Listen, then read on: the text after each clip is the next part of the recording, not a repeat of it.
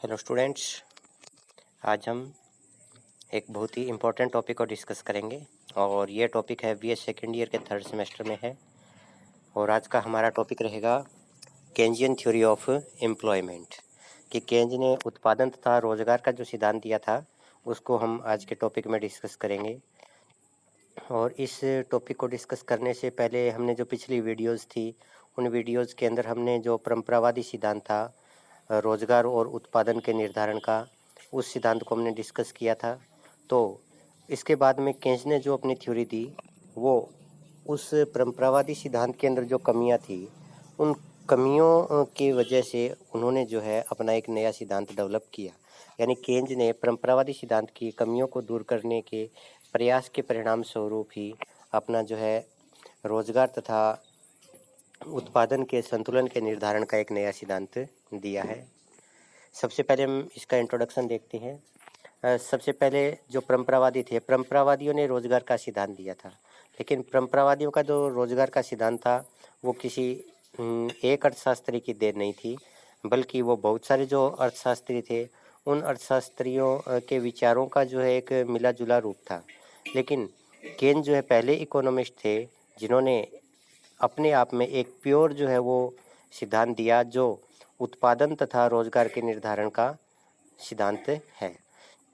तो परंपरावादी क्या मानते थे कि अर्थव्यवस्था जो है उसके अंदर पूर्ण रोजगार एक सामान्य स्थिति होती है, अर्थात अर्थव्यवस्था के अंदर जो है कभी भी सामान्य रूप से बेरोजगारी नहीं होगी। और अगर कभी बेरोजगारी होती भी है तो वो मजदूरी की लोचशीलता, कीमत की लोचशीलता और ब्याज दर की लोचशीलता के कारण अर्थव्यवस्था के अंदर इस प्रकार के परिवर्तन होते हैं कि जो बेरोजगारी है वो दूर हो जाएगी और जो पूर्ण रोजगार है वो स्थापित हो जाएगा। लेकिन 1929 से लेकर के 33 तक जो महामंदी आई थी, जिसको हम 1930 की महामंदी बोलते हैं, उस महामंदी के दौरान जो परंपरावादी अर्थशास्त्री थे या जो परंपरावादी सिद्धांत था उनके जो तर्क थे उनको अपना करके देखा गया। वहाँ पर परंपरावादियों ने कहा था कि मौद्रिक मजदूरी को कम कर दीजिए, उसके परिणाम स्वरूप अर्थव्यवस्था के अंदर बेरोजगारी दूर हो जाएगी। तो ये तरीका भी अपनाया गया, लेकिन बेरोजगारी दूर नहीं हुई। इसके अलावा वहाँ पर बेरोजगारी को दूर करने के लिए, निवेश को बढ़ाने के लिए ब्याज दर को भी काफ़ी निम्न स्तर पर पहुँचा दिया गया, या ब्याज दर काफ़ी निम्न स्तर पर हो गई लेकिन फिर भी इन्वेस्टमेंट नहीं हुआ। तो इस प्रकार जो परंपरावादी जो सिद्धांत थे वो जो 1930 की महामंदी थी वो उस समय की जो विपरीत परिस्थितियाँ थी उन विपरीत परिस्थितियों से अर्थव्यवस्था को बाहर निकालने में नाकामयाब रहे। तो इसके परिणाम स्वरूप केन जो था, केन्ज ने जो है उस समय की जो परिस्थितियाँ थी उन परिस्थितियों को समझने की कोशिश की। इससे पहले केन्ज भी जो था वो परंपरावादी विचारधारा से बहुत कुछ जो है इत्तेफाक रखता था, वो भी उनका जो समर्थक था। लेकिन बाद में जब उन्होंने देखा कि परंपरावादी जो विचारधारा है, परंपरावादी जो सिद्धांत है, वो सिद्धांत जो है धरातल के ऊपर जो मैक्रो लेवल की समस्याएं हैं उन समस्याओं का समाधान नहीं कर पाते। तो इसीलिए केन्ज ने 1936 में एक जो उसकी पुस्तक आई थी the general theory of employment interest and money, उस सिद्धांत के अंदर उन्होंने बताया कि जो बेरोजगारी उस समय है थी, उस बेरोजगारी का जो मुख्य कारण था वो प्रभावपूर्ण मांग की कमी थी। और प्रभावपूर्ण मांग शब्द का प्रयोग सबसे पहले माल्थस ने किया था, लेकिन वो प्रभावपूर्ण मांग की जो कमी थी उसको ठीक प्रकार से एक्सप्लेन नहीं कर पाए थे। तो बाद में केन्ज ने ये बताया कि अगर बेरोजगारी का कारण प्रभावपूर्ण मांग का कम होना है तो अगर प्रभावपूर्ण मांग को बढ़ा दिया जाए तो हम इस बेरोजगारी को दूर कर सकते हैं। तो अब हम ये डिस्कस करेंगे कि प्रभावपूर्ण मांग होती क्या है। प्रभावपूर्ण मांग जो होती है कुल मांग का वो स्तर होता है जहाँ पर कुल पूर्ति कुल मांग के बराबर होती है। यानी किसी भी बिंदु के ऊपर जब एग्रीगेट डिमांड और एग्रीगेट सप्लाई इक्वल होती है उसी को जो केन्ज ने जो इफेक्टिव डिमांड कहा है। अब प्रभावपूर्ण मांग जो होती है उसके अंदर दो प्रकार के जो है कंपोनेंट होते हैं, एक तो उपभोग मांग और दूसरा निवेश मांग। यानी एक व्यक्ति जो होता है उपभोग के ऊपर खर्च करता है, उपभोक्ता वस्तु और सेवाओं की मांग करता है, और दूसरा एक व्यक्ति जब बचत करता है तो उसको इन्वेस्टमेंट कर दिया जाता है, तो उसको जो है निवेश मांग कहते हैं। अब केन्ज ने बताया, क्योंकि केन्ज की सारी जो इकोनॉमिक्स है वो अल्पकाल की मान्यता पर आधारित है, तो केन्ज ने बताया कि अल्पकाल के अंदर उपभोग को बढ़ाया नहीं जा सकता, क्योंकि उपभोग जो होता है बहुत सारे मनोवैज्ञानिक तत्वों पर निर्भर करता है। जैसे व्यक्ति की रुचि है समाज के अंदर, या उस समय जो फैशन है समाज के अंदर, उनके ऊपर भी मांग पर जो है निर्भर करती है, उपभोग निर्भर करता है। लेकिन ये जो मनोवैज्ञानिक तत्व होते हैं इनमें बहुत जल्दी परिवर्तन नहीं आता, इसलिए जब तक इनमें परिवर्तन नहीं होगा तब तक उपभोग मांग को बढ़ाया नहीं जा सकता। अब दूसरा जो कंपोनेंट बच गया निवेश मांग, तो फिर केंद्र ने बताया कि अगर इफेक्टिव डिमांड को हमें बढ़ाना है, कुल मांग को बढ़ाना है, तो उसके लिए हमें केवल निवेश को ही बढ़ाना पड़ेगा। अब मंदी के समय में अगर हम बात करें तो निजी निवेशक निवेश नहीं करते, क्योंकि निजी निवेश जो होता है प्रेरित निवेश होता है, जो लाभ की प्रेरणा से प्रभावित होता है। लाभ अगर होगा तो वो निवेश करेंगे, लेकिन पहले से अर्थव्यवस्था के अंदर अगर मंदी है तो लाभ की कोई प्रेरणा नहीं है तो इन्वेस्टमेंट नहीं होगा। फिर ऐसे में जो गवर्नमेंट है, गवर्नमेंट जो है अर्थव्यवस्था के अंदर निवेश करके उसको मंदी से निकाल सकती है और रोजगार को बढ़ाया जा सकता है। तो इस प्रकार केंद्र ने बताया कि किस प्रकार से सरकार जो है रोजगार को बढ़ाने में, बेरोजगारी को दूर करने में महत्वपूर्ण भूमिका निभा सकती है, क्योंकि जब तक प्रभावपूर्ण मांग को नहीं बढ़ाया जाएगा तब तक हम बेरोजगारी को दूर नहीं कर सकते, और प्रभावपूर्ण मांग को बढ़ाने में गवर्नमेंट की बहुत ही महत्वपूर्ण भूमिका होती है। अब आगे हम डिस्कस करते हैं इस सिद्धांत की जो मान्यताएं हैं वो, कि केन्स का सिद्धांत केवल अल्पकाल में ही लागू होता है, और केन्स की जितनी भी थ्योरीज है सारी की सारी जो है अल्पकाल की मान्यता पर आधारित है, क्योंकि केन्स जो है दीर्घकाल का जो है समर्थक नहीं है। उसने स्वयं कहा है कि दीर्घकाल के अंदर तो हम सब मर जाएंगे, इसलिए हमें केवल जो है अल्पकाल के बारे में ही सोचना चाहिए। तो केन्स की इकोनॉमिक्स अल्पकालीन इकोनॉमिक्स है। दूसरा, परंपरावादियों की मान्यता है कि अर्थव्यवस्था में पूर्ण प्रतियोगिता पाई जाती है। इसी प्रकार से केन्स की भी ये मान्यता है कि अर्थव्यवस्था के अंदर जो पूर्ण प्रतियोगिता पाई जाती है। दूसरा, केंद्र ने ये माना है कि अर्थव्यवस्था बंद है, अर्थात जो अर्थव्यवस्था है जिसका हम अध्ययन कर रहे हैं उसका विदेशों के साथ में कोई आर्थिक लेन देन नहीं है, न तो उस देश से आयात, उस देश के से निर्यात किया जाता है, और न ही वो देश जो विदेशों से आयात करता है। तो इस प्रकार विदेशी व्यापार जो है एक देश की अर्थव्यवस्था में नहीं होता। अगली अजम्पशन है कि उत्पादन के ऊपर घटते प्रतिफल का नियम लागू होता है, अर्थात जैसे जैसे हम उत्पादन को बढ़ाते जाएंगे वैसे वैसे कॉस्ट ऑफ प्रोडक्शन बढ़ती जाएगी, सीमांत उत्पादकता जो उसमें कमी होती चली जाएगी। केवल श्रम ही उत्पादन का परिवर्तनशील साधन है। देखिए, उत्पादन जो होता है बहुत सारे तत्वों पर निर्भर करता है। जैसे उत्पादन है वो श्रमिकों की मात्रा पर निर्भर करता है, भूमि पर निर्भर करता है, तकनीक के ऊपर निर्भर करता है, पूंजी की मात्रा पर निर्भर करता है। लेकिन क्योंकि केन्स का सिद्धांत जो अल्पकालीन सिद्धांत है, इसलिए अल्पकाल के अंदर जो है पूंजी में परिवर्तन नहीं हो सकता, टेक्नोलॉजी नहीं बदल सकती, केवल श्रम है वही जो है परिवर्तनशील साधन है। ऐसे में अगर उत्पादन को बढ़ाना है तो उसके लिए केवल हम श्रमिकों की मात्रा को बढ़ाएंगे। तो श्रमिकों की मात्रा को बढ़ा करके, श्रमिकों की संख्या को बढ़ा करके उत्पादन को बढ़ाया जा सकता है। आगे, श्रमिकों में मुद्रा भ्रांति पाई जाती है। ये मुद्रा भ्रांति को हमने पिछले वीडियो में डिस्कस किया था कि जब एक व्यक्ति अपनी मुद्रा जो होती है उसके मौद्रिक मूल्य तथा वास्तविक मूल्य में डिफरेंस नहीं कर पाता है तो उसको मुद्रा भ्रांति कहते हैं। मुद्रा भ्रांति अगर श्रमिकों में पाई जाती है तो इसका मतलब श्रमिक केवल मौद्रिक मजदूरी को महत्व देते हैं, वास्तविक मजदूरी को महत्व नहीं देते। इसीलिए केंद्र ने कहा है कि आप जो है अगर वास्तविक मजदूरी को कम करना चाहते हो तो आप मौद्रिक मजदूरी को स्थिर रख करके, कीमत को बढ़ा करके वास्तविक मजदूरी को कम कर सकते हो, और इससे जो है अर्थव्यवस्था के अंदर श्रमिकों की मांग बढ़ेगी, रोजगार की मात्रा बढ़ेगी। तो श्रमिकों में मुद्रा भ्रांति पाई जाती है। एक श्रमिक जो होता है वो अपनी मुद्रा के वास्तविक मूल्य के वजह से जो है अनजान होता है, वो केवल उसके मौद्रिक मूल्य को ही देख पाता है। नेक्स्ट है, मुद्रा जो है धन संचय का कार्य भी करती है। परंपरावादी थे, उन्होंने केवल एक अजम्पशन ली थी कि मुद्रा केवल विनिमय के माध्यम का कार्य करती है, लेकिन केन्ज ने यह माना कि अर्थव्यवस्था के अंदर जो मुद्रा है वो धन संचय का कार्य भी करती है, अर्थात एक व्यक्ति मुद्रा के रूप में जो है बचत कर सकता है, और जब एक व्यक्ति मुद्रा के रूप में बचत करता है तो उसके कारण आय की तुलना में व्यय जो होता है वो कम हो जाता है और अर्थव्यवस्था के अंदर बेरोजगारी फैल जाती है। तो इस प्रकार से मुद्रा जो होती है वो अर्थव्यवस्था में निष्क्रिय नहीं है केन्ज के अनुसार, बल्कि अर्थव्यवस्था के अंदर मुद्रा जो होती है आय, उत्पादन तथा रोजगार के स्तर को बहुत अधिक प्रभावित करती है। नेक्स्ट जो अजम्पशन है केन्ज की वो इम्पोर्टेंट अजम्पशन है। केन्ज ने माना था कि समय विलंब नहीं होता, टाइम लैग नहीं होता, अर्थात जब एक चर के अंदर परिवर्तन होता है तो उसके परिणाम स्वरूप दूसरे चर में भी उसका प्रभाव तुरंत ही दिखाई दे जाता है या उसका प्रभाव तुरंत दूसरे स्तर पर पड़ता है।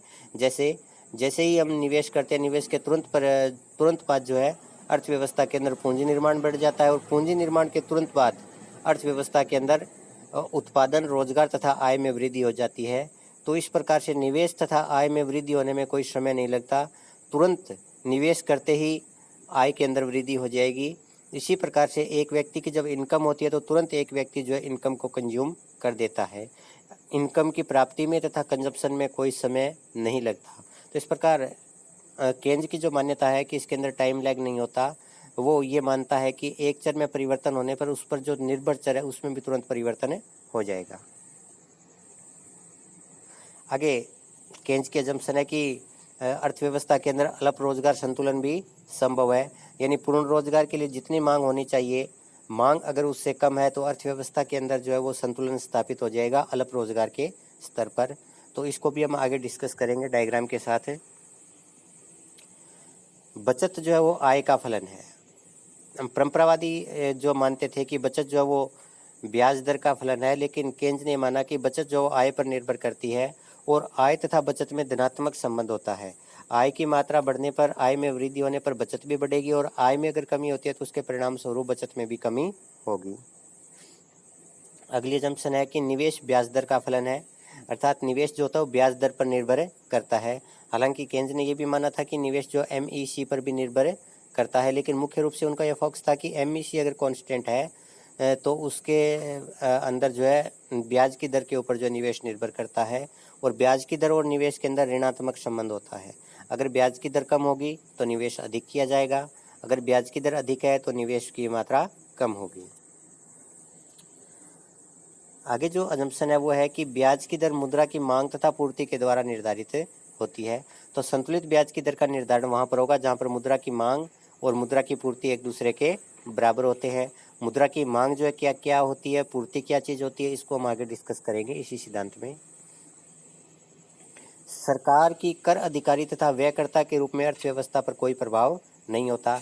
हालांकि केन्ज ने खुद बाद में माना है कि अर्थव्यवस्था के अंदर सरकार जो निवेश करती है, लेकिन उन्होंने ये माना था कि सरकार जो है टैक्स के रूप में जो है इनकम लोगों से नहीं लेती और सरकार जो होती है वस्तुओं और सेवाओं के ऊपर जो एक्सपेंडिचर है वो नहीं करती, जिसके परिणाम स्वरूप उन्होंने ये माना था कि इसका अर्थव्यवस्था पर कोई प्रभाव नहीं पड़ेगा।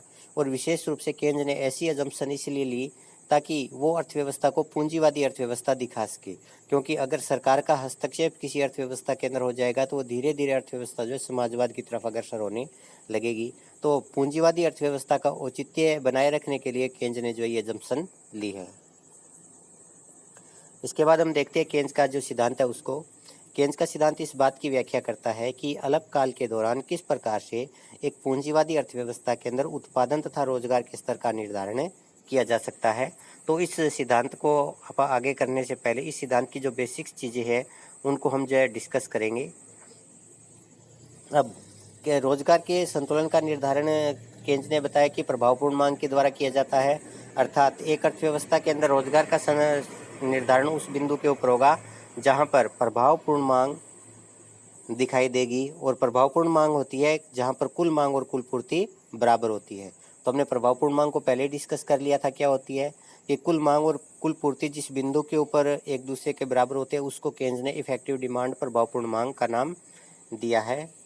श्रम की पूर्ति जो पूर्ति है वो श्रम की मात्रा पर निर्भर करती है, क्योंकि हमने पीछे इसके अजम्पशन में देखा था केन्ज की कि अर्थव्यवस्था के अंदर उत्पादन का केवल एक ही साधन परिवर्तनशील है और वो साधन है श्रम। तो पूर्ति जो है श्रम की मात्रा पर निर्भर करेगी। अगर पूर्ति श्रम की मात्रा को बढ़ाया जाएगा तो पूर्ति बढ़ेगी, अगर श्रम की मात्रा कम होगी, रोजगार की मात्रा कम होगी तो पूर्ति भी कम हो जाएगी। लेकिन ये जो पूर्ति है श्रम के साथ बढ़ाने पर केवल पूर्ण रोजगार के स्तर तक ही बढ़ेगी। जब अर्थव्यवस्था के अंदर पूर्ण रोजगार आ जाएगा तो उसके बाद में पूर्ति स्थिर हो जाएगी, क्योंकि उसके बाद हम श्रमिकों की संख्या को बढ़ा नहीं सकते, क्योंकि श्रम जो है जितना भी था सभी श्रमिकों को काम मिल गया है और ये पूर्ण रोजगार की व्यवस्था आ गई है। तो इसलिए पूर्ण रोजगार के स्तर तक जैसे जैसे श्रमिकों की पूर्ति को बढ़ाया जाता है वैसे वैसे उत्पादन में वृद्धि होती चली जाती है, अर्थात पूर्ति बढ़ती चली जाती है। अब केन्ज के सिद्धांत के अंदर उन्होंने क्या माना है, Y is a function of N. Y का मतलब यहाँ पर उत्पादन या आय है, उत्पादन की मात्रा जो है, एन का मतलब नंबर ऑफ एम्प्लॉयज, कि उत्पादन की मात्रा जो है वो श्रम की मात्रा पर निर्भर करती है। अर्थात जैसे जैसे हम श्रमिकों को बढ़ाते जाएंगे उत्पादन बढ़ता जाएगा, जैसे जैसे हम श्रमिकों को कम करेंगे श्रमिक के कम होने से जो उत्पादन में भी कमी होती चली जाएगी। अब श्रमिकों की जो मात्रा है वो इफेक्टिव डिमांड के ऊपर निर्भर करती है।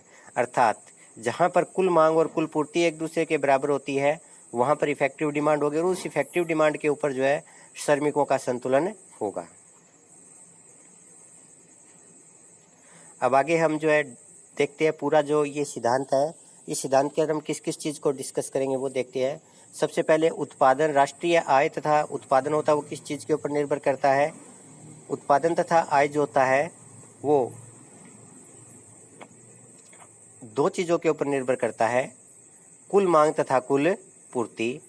अर्थात जहाँ पर कुल मांग और कुल पूर्ति अर्थात एग्रीगेट डिमांड और एग्रीगेट सप्लाई जहाँ पर बराबर होंगे वहाँ पर एक देश के अंदर राष्ट्रीय आय या राष्ट्रीय उत्पादन के स्तर का निर्धारण होगा। अब आप देखिए कुल पूर्ति जो है दो चीज़ों पर निर्भर करती है, एक तो साधन लागत अर्थात जो उत्पादन के साधन है उनकी लागत, और दूसरा जो है ये निर्भर करती है सामान्य लाभ कि अगर साधनों की लागत कम है तो भी श्रमिकों के जो उत्पादन है वो अधिक मात्रा में होगा, और अगर लाभ की मात्रा अधिक है तो भी जो पूर्ति है वो अधिक होगी क्योंकि लाभ प्राप्त करने के लिए अधिक मात्रा में प्रोडक्शन किया जाएगा। दूसरा, अगर साधनों की लागत कम है तो भी अधिक मात्रा के अंदर प्रोडक्शन किया जाएगा।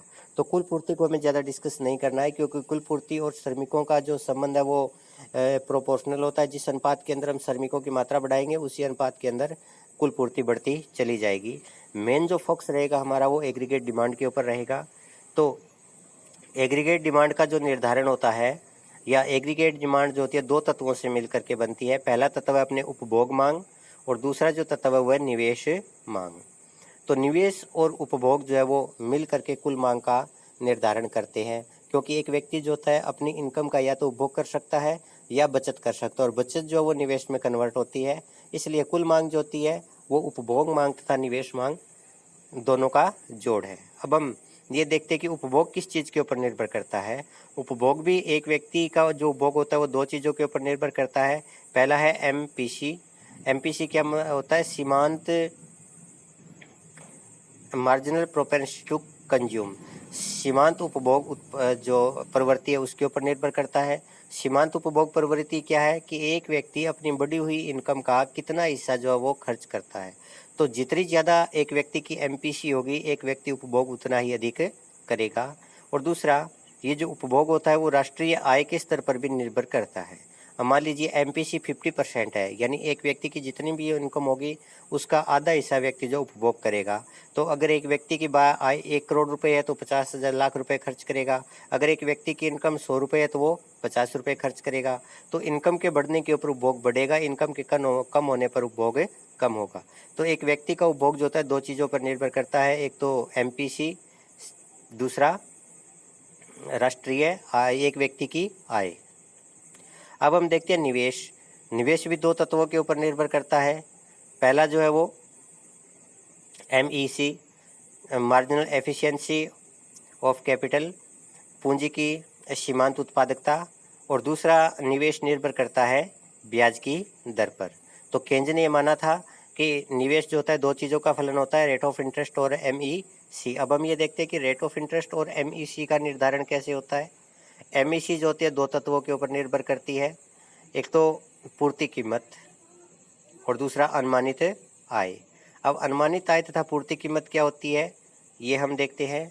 अनुमानित आय का मतलब होता है कि एक व्यक्ति जो नई मशीन लगा रहा है कि किसी भी जो पूंजी की नई इकाई का एक व्यक्ति इस्टेब्लिशमेंट कर रहा है, कोई नई फैक्ट्री लगा रहा है, कोई नई मशीन जो स्थापित कर रहा है, उसके द्वारा उसके पूरे जीवन काल के अंदर कितनी आय प्राप्त होगी वो अनुमानित आय कहलाती है। तो एक तो जो MEC है वो निर्भर करती है अनुमानित आय के ऊपर। MEC अगर हम सिंपल शब्दों में कहें तो लाभ की दर है। तो लाभ की दर है वो एक तो अनुमानित आय पर निर्भर करती है और दूसरा जो है ये निर्भर करती है पूर्ति कीमत के ऊपर। अब पूर्ति कीमत क्या होती है कि एक व्यक्ति जिसने जो मशीन लगा रखी है उस मशीन के स्थान पर जब वो नई मशीन लगाएगा तो उस नई मशीन की जो कीमत है वो वर्तमान मशीन की पूर्ति कीमत कहलाती है। तो पूर्ति कीमत और अनुमानित आय दोनों के ऊपर जो है MEC निर्भर करती है। पूर्ति कीमत की तुलना में अनुमानित आय जितनी अधिक होगी MEC उतनी अधिक होगी, और पूर्ति कीमत की तुलना में अनुमानित आय जितनी कम होगी MEC उतनी ही कम होगी। और दूसरा होता है rate of interest. Rate of interest जो होता है वो दो चीज़ों के ऊपर निर्भर करता है। एक तो मुद्रा की पूर्ति, क्योंकि पीछे भी हमने देखा था कि केंद्र ने मान्यता ली है कि जो ब्याज दर है उसका निर्धारण मुद्रा की मांग और पूर्ति के द्वारा किया जाएगा। तो मुद्रा की पूर्ति है वो केंद्र ने स्थिर मानी है, क्योंकि मुद्रा की पूर्ति जो होती है सरकार के अधिकारियों के द्वारा की जाती है, सरकार द्वारा की जाती है। तो जितने नोट छापे जाते हैं वही जो है मुद्रा की सप्लाई को निर्धारित करते हैं, तो वो कॉन्स्टेंट है। दूसरा, ब्याज की दर जो वो निर्धारित होती है मुद्रा की मांग के द्वारा। अब केंद्र ने ये माना कि मुद्रा की मांग जो होती है वो तीन चीज़ों पर निर्भर करती है। पहली है लेन देन उद्देश्य के लिए मुद्रा की मात्रा, कि एक व्यक्ति जो वस्तुओं और सेवाओं को खरीदने के लिए मुद्रा की मांग करता है। दूसरा जो मुद्रा की मांग है वो है सावधानी उद्देश्य, कि एक व्यक्ति का भविष्य जो होता है वो अनिश्चित होता है, उसे अचानक कभी भी मुद्रा की जरूरत पड़ सकती है, कोई दुर्घटना हो गई, अचानक किसी अन्य कार्य के लिए उसे पैसे की जरूरत पड़ गई, तो उसके लिए भी एक व्यक्ति जो है सावधानी उद्देश्य के लिए भी व्यक्ति जो है मुद्रा रखता है।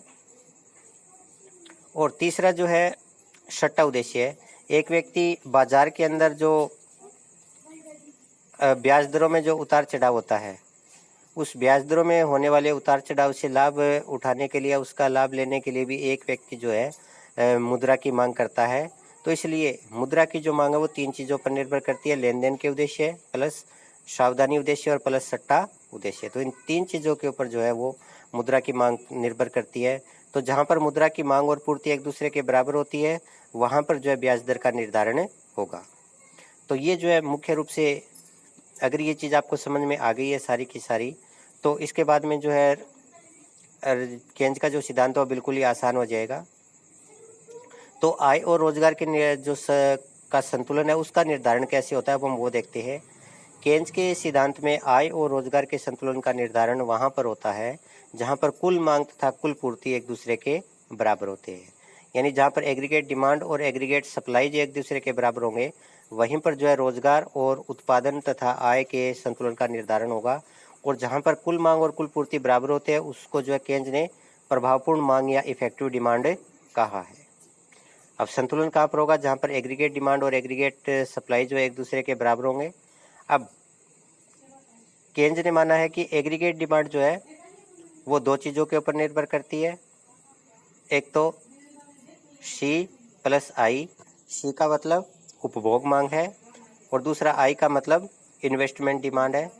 तो कुल मांग जो होता है दो चीज़ों पर निर्भर करती है, उपभोग मांग और निवेश मांग के ऊपर। अब क्योंकि अल्पकाल के अंदर अगर हम एग्रीगेट डिमांड की बात करते हैं, क्योंकि मुख्य फैक्टर हमने पहले डिस्कस कर लिया था कि एग्रीगेट डिमांड ही होगा, क्योंकि एग्रीगेट सप्लाई जो होती है वो उत्पादन के जो साधन श्रम है उसके प्रोपोर्शन में चेंज होती रहती है। तो अब एग्रीगेट डिमांड जो होती है दो तत्वों से मिलकर के बनती है, एक तो कंजप्शन और दूसरा इन्वेस्टमेंट। अब अल्पकाल के अंदर जो है वो कंजप्शन जो है स्थिर रहता है, तो फिर हम अगर एग्रीगेट डिमांड को बढ़ाना है तो हम केवल इन्वेस्टमेंट को बढ़ा सकते हैं।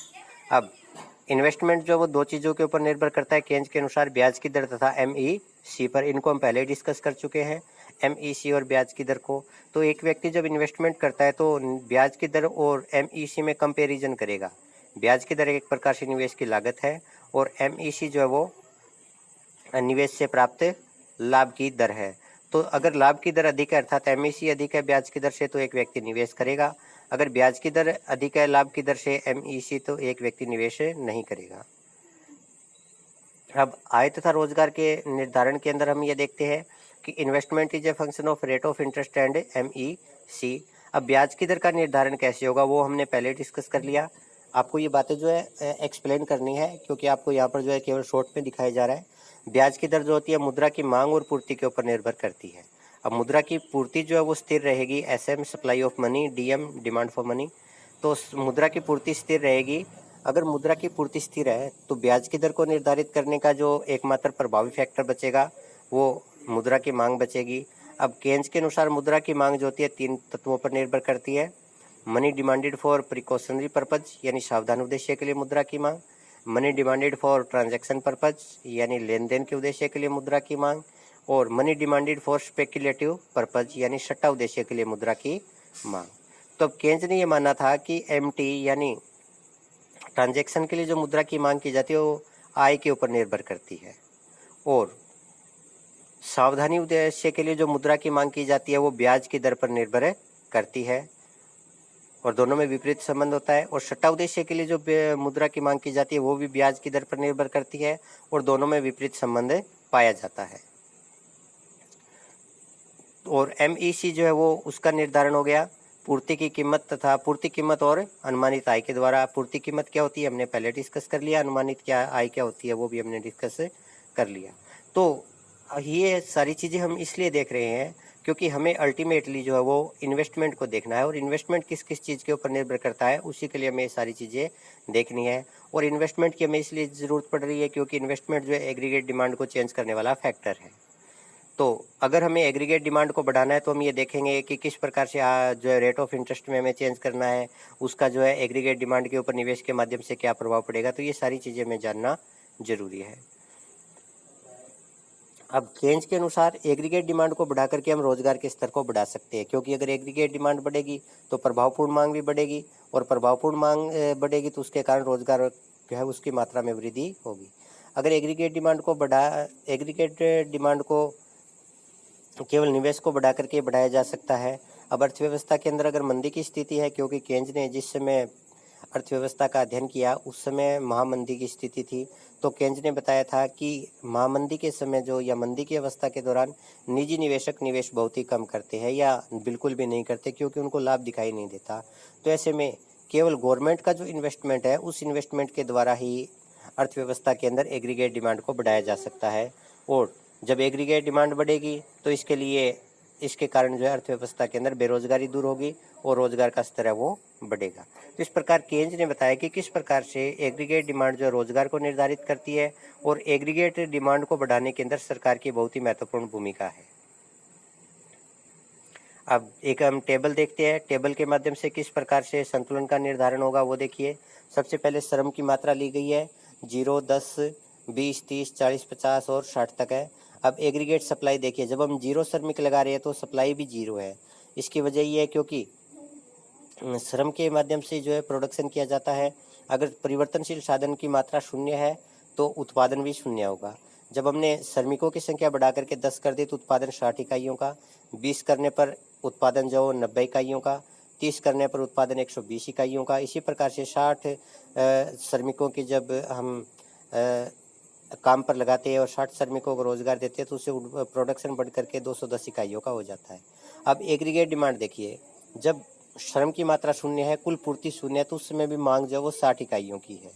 और क्योंकि ये जो है ऑटोनोमस डिमांड होती है, ऑटोनोमस डिमांड जो उपभोग होता है, जैसे हमने कंजम्पशन का देखा, कंजम्पशन 2 प्रकार का होता है, एक तो स्वायत्त उपभोग और दूसरा प्रेरित उपभोग। तो ये स्वायत्त उपभोग है।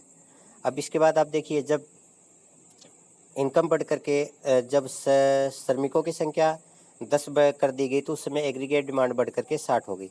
अब पहले आप देखिए, जब कुल पूर्ति 0 है, वस्तुओं की मांग 60 है, तो उस समय रोजगार में वृद्धि होगी, क्योंकि वस्तुओं की भी पूर्ति की जानी है, क्योंकि वस्तुओं की डिमांड जो अवेलेबल है मार्केट के अंदर, तो उस मांग को पूरा करने के लिए लोगों को रोजगार दिया जाएगा, तो रोजगार में क्या होगी, वृद्धि होगी।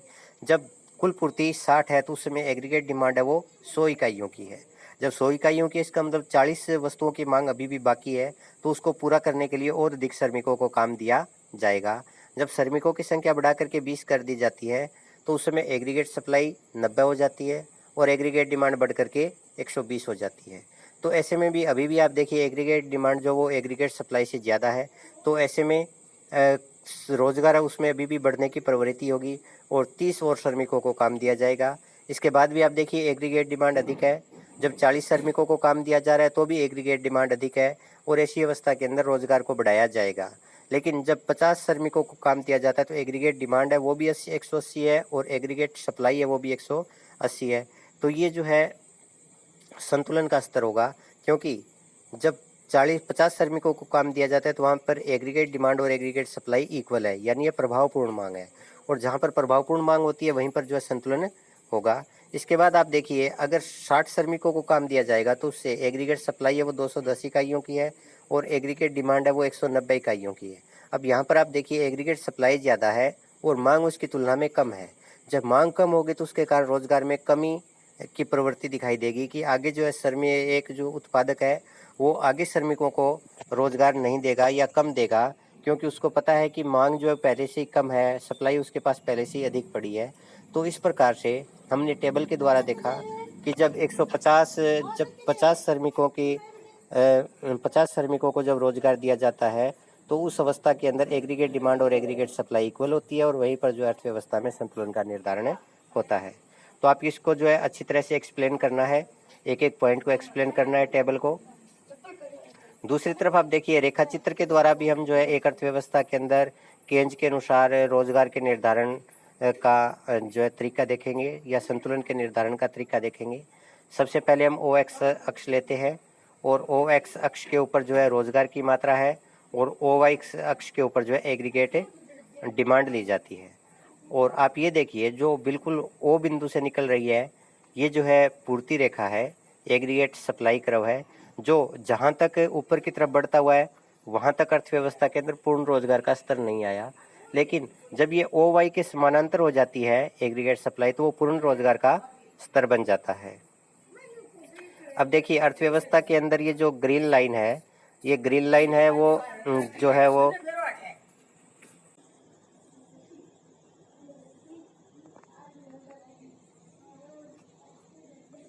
तो अब हम यहाँ पर देख पा रहे हैं कि ये जो रेखा है ये हमारे पास में एग्रीगेट डिमांड रेखा है, यानी कुल मांग की रेखा है जो कि दो तत्वों का जोड़ है C+I। अब आप यहाँ पर देखिए ये जो है एग्रीगेट सप्लाई को ई बिंदु पर इंटरसेक्ट कर रही है। अब ई बिंदु जो है वो क्या है, इफेक्टिव डिमांड का बिंदु है और जहाँ पर इफेक्टिव डिमांड होगी वहीं पर जो है संतुलन का निर्धारण होगा और ऐसे में संतुलन की मात्रा का जो निर्धारण हो रहा है वो ओ वाई हो रहा है। अब ओ वाई जो संतुलन है वो अल्प रोजगार का संतुलन है, क्योंकि पूर्ण रोजगार तो जहाँ पर ये aggregate supply curve O Y के समानांतर हो रहा है वहाँ जा कर के होगा, तो वहाँ जाने के लिए हमें जितनी मांग की ज़रूरत है मांग उससे कम है। इसका मतलब अभी भी अर्थव्यवस्था के अंदर पूर्ण रोजगार नहीं है। पूर्ण रोजगार के लिए अभी भी एग्रीगेट डिमांड को बढ़ाया जाना जरूरी है। तो ये तो इस चीज़ को दिखा रहा है कि किस प्रकार से अर्थव्यवस्था के अंदर एग्रीगेट डिमांड और एग्रीगेट सप्लाई के माध्यम से हम जो है रेखा चित्र के माध्यम से केंज के सिद्धांत के अंदर जो है संतुलन का निर्धारण किया जाता है। तो यहाँ पर रोजगार या उत्पादन की जो मात्रा है उसका जो संतुलन की मात्रा उसका निर्धारण होता है ओ वाई। तो इस प्रकार से हम जो है रेखा चित्र के द्वारा भी एग्रीगेट डिमांड लेते हैं और एग्रीगेट सप्लाई लेते हैं। जहाँ पर एग्रीगेट डिमांड और एग्रीगेट सप्लाई एक दूसरे के बराबर होंगे वहाँ पर जो है संतुलन का निर्धारण हो जाएगा। अब पूर्ण रोजगार का स्तर क्या है, वाई एफ है, जहाँ पर देखिए आप ये जो सप्लाई करवाई है ओ वाई के समानांतर हो जाता है। अब इस पूर्ण रोजगार की प्राप्ति हम कैसे करेंगे, यानी अर्थव्यवस्था के अंदर ये जो सिचुएशन हमें मिल रही है कि हमें जो है पूर्ण रोजगार प्राप्त करना है, वाई एफ तक जो है पहुंचाना है, तो उसको हम किस प्रकार से प्राप्त करेंगे अब हम ये देखेंगे। केंज ने ये माना कि जो अल्प रोजगार की समस्या है वो प्रभावपूर्ण मांग की कमी के कारण होता है। अगर प्रभावपूर्ण मांग को बढ़ा दिया जाए तो अर्थव्यवस्था के अंदर जो अल्प रोजगार की समस्या उसका समाधान हो जाएगा और अर्थव्यवस्था के अंदर पूर्ण रोजगार की प्राप्ति हो जाएगी। अब अगर हम एग्रीगेट डिमांड को बढ़ाएंगे तो ही प्रभावपूर्ण मांग बढ़ेगी। अब एग्रीगेट डिमांड के दो कंपोनेंट होते हैं, हमने पहले डिस्कस कर लिया था, एक तो उपभोग होता है और दूसरा निवेश होता है। क्योंकि अल्पकाल है इसलिए अल्पकाल के अंदर उपभोग को बढ़ाया नहीं जा सकता, उपभोग स्थिर है, तो ऐसे में केवल इन्वेस्टमेंट को बढ़ा करके हम जो है एग्रीगेट डिमांड को बढ़ा सकते हैं। अब हमें उस मात्रा तक निवेश को बढ़ाना पड़ेगा ताकि ये जो प्रभावपूर्ण मांग है ये पूर्ण रोजगार के स्तर पर चली जाए या एग्रीगेट डिमांड जो बढ़ करके पूर्ण रोजगार के लिए आवश्यक मांग के स्तर तक बढ़ जाए। तो उसको हम किस प्रकार से करेंगे वो हम इसी वीडियो में देखेंगे। तो आप यहाँ पर देख रहे हो कि ओ एक्स अक्ष है उसके ऊपर जो है रोजगार की मात्रा ली गई है और ओ वाई के ऊपर एग्रीगेट डिमांड की मात्रा ली गई है। ए एस जो है सप्लाई कर्व है और ए डी वो प्रारंभिक मांग वक्र है। तो यहाँ पर आप देख रहे हो कि अर्थव्यवस्था जो है ई बिंदु पर संतुलन में है। तो यहाँ पर ई बिंदु जो पूर्ण रोजगार के लिए आवश्यक मांग से कम है, क्योंकि पूर्ण रोजगार के लिए हमें कितनी मांग की जरूरत है, वाई एफ तक हमें श्रमिकों की मांग को बढ़ाना पड़ेगा। तो वाई एफ तक मांग बढ़ाने के लिए हमें एग्रीगेट डिमांड को बढ़ाना पड़ेगा और एग्रीगेट डिमांड को जो है बढ़ा करके कहाँ पर ले जाना पड़ेगा, AD1। अब आप देखिए जब कुल मांग बढ़ करके AD1 हो गई तो ये AD1 किसके माध्यम से हुई है कि हमने जो है इन्वेस्टमेंट में परिवर्तन किया है। तो इन्वेस्टमेंट में हमने कितना परिवर्तन किया, हमने उतना ही परिवर्तन किया है ताकि ये मांग बढ़ करके AD1 तक हो जाए। और AD1 जो है वहाँ अर्थव्यवस्था के अंदर संतुलन का एक नया बिंदु है E1, और E1 जो पूर्ण रोजगार का बिंदु है, क्योंकि जहाँ पर एग्रीगेट सप्लाई OY के समानांतर हो जाती है वहाँ पर पूर्ण रोजगार का बिंदु आ जाता है। तो E1 के ऊपर एग्रीगेट सप्लाई करवाओ OY के समानांतर हो रहा है। तो यहाँ पर अब आप देखिए जो पहले उत्पादन OY था या रोजगार OY था, वो भी बढ़ करके OYF तक पहुंच गया है। तो इस प्रकार एग्रीगेट डिमांड को बढ़ा करके अर्थव्यवस्था के अंदर जो है रोजगार को बढ़ाया जा सकता है। और एग्रीगेट डिमांड को बढ़ाने के लिए हमें जो है निवेश को बढ़ाना पड़ेगा। अब निवेश निजी निवेशक तो करेंगे नहीं, क्योंकि जब अल्प रोजगार का स्तर है तो वहाँ पर मंदी होती है और मंदी में लाभ की संभावना कम होती है। तो ऐसे में जो है सरकार या ऑटोनोमस इन्वेस्टमेंट किया जाएगा, जिसके परिणाम स्वरूप अर्थव्यवस्था के अंदर जो कुल मांग बढ़ेगी और कुल मांग बढ़ करके पूर्ण रोजगार के लिए जितनी मांग की जरूरत है उस स्तर तक पहुंच जाएगी। और जब मांग उस स्तर तक पहुंच जाएगी तो अर्थव्यवस्था के अंदर पूर्ण रोजगार की प्राप्ति हो जाएगी। तो इसके साथ हमारा जो ये आज का टॉपिक है वो कंप्लीट होता है। तो इस टॉपिक के अंदर हमने पूरे डिटेल से देखा है कि रोजगार का जो केन्स का सिद्धांत है वो क्या है, किस प्रकार से जो पूर्ण रोजगार के संतुलन का निर्धारण होता है। फिर अगर अर्थव्यवस्था के अंदर अल्प रोजगार की स्थिति है तो उसके अंदर अर्थव्यवस्था के अंदर किस प्रकार से पूर्ण रोजगार की प्राप्ति की जा सकती है। तो इसके साथ ही अगर इस टॉपिक के अंदर विद्यार्थियों को कोई दिक्कत आ रही है या कोई चीज़ समझ में नहीं आई है तो आप जो है इस वीडियो के कमेंट बॉक्स में जो है अपनी बात पूछ सकते हो। आपकी बात जो समस्या है या जो आपकी जो क्यूरीज है उसका समाधान किया जाएगा। Thank you.